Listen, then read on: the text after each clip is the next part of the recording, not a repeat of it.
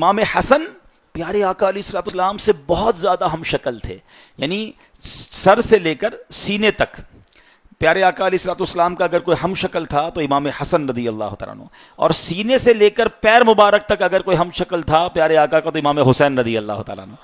یعنی یہ دونوں ملتے تھے نا تو پیارے آقا کی پوری تصویر سامنے آ جاتی تھی۔ یہی بات تو اعلیٰ حضرت امام اہل سنت نے کیا خوبصورت انداز میں بیان کی۔ چلے کچھ آپ کو اعلیٰ حضرت کی شاعری کی انٹرپریٹیشن بتائیں تاکہ آپ کو پتہ چلے کہ وہ کیا کمال کی بات کرتے تھے۔ وہ فرماتے ہیں ایک سینے تک مشابہ، ایک وہاں سے پاؤں تک، حسن سبتین ان کے ناموں میں ہے نیما نور کا، صاف شکل پاک ہے دونوں کے ملنے سے عیاں۔ جب یہ دونوں ملتے ہیں نا تو پیارے آقا کی تصویر سامنے آ جاتی ہے۔ مگر جو اگلا شعر کا جملہ ہے نا وہ بڑا انٹرسٹنگ بھی ہے، بڑا تھوڑا سا ٹپیکل بھی ہے، مگر سمجھ جاؤ گے تو ایمان تازہ ہو جائے گا۔ وہ فرماتے ہیں صاف شکل پاک ہے دونوں کے ملنے سے عیاں، خط توأم میں لکھا ہے یہ دو ورقہ نور کا۔ ابھی خط توأم کس کو کہتے ہیں؟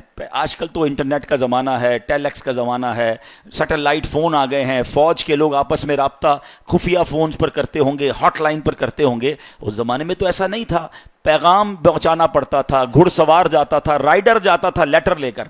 تو ایک اسٹریٹجی بنائی جاتی تھی کہ اگر کسی سامنے اپنی فوج کو کوئی اسٹریٹجی پلان کر کے بھیجنی ہے نا تو آدھا خط بھیجا جاتا تھا، ٹھیک ہے، جس سے بات سمجھ رہا ہے، پکڑا بھی جائے، ہاتھ میں بھی آ جائے تو بات سمجھ رہا ہے۔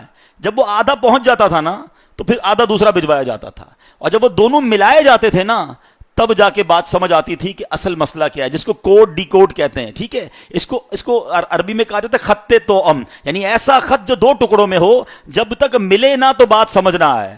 اعلیٰ حضرت کہتے ہیں صاف شکل پاک ہے دونوں کے ملنے سے عیاں، خط توأم میں لکھا ہے یہ دو ورقہ نور کا۔